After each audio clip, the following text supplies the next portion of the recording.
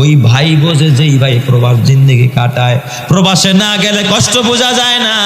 মা কাছে নাই, বাবা কাছে নাই, জ্বর হইলে দেখার কেউ নাই, অসুস্থ হইলে দেখার কেউ নাই, রান্না করার কেউ নাই, কান্না করারও কেউ নাই। তোরা যদি আরেকজন আইসা একটা ধমক দেয়, মারে, সারানের মতো কোনো মানুষ নাই। একা একা জীবন, কত কষ্টের জীবন রে প্রবাস জীবন।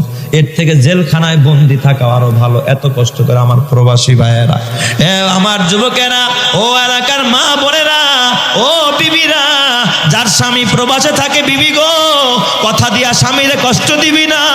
প্রবাসীদের কষ্ট সহ্য হয় না।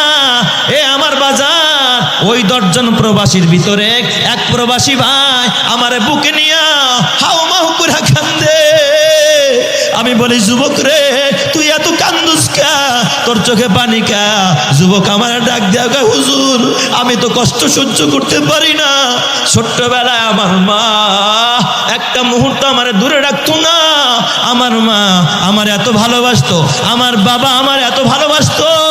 আমি বিদেশ আসার পর আমার মাকে এমন একটা দিন যায় না আমার মার আমি ক্রন্দন করতে দেখি না। আমার জন্য সবসময় আড়ালে আমার মা কাঁদতো। হুজুর, গত 3 মাস আগে আমার মা দুনিয়ায় নাই। আমার ওই অভাগা মা মারা গেছে।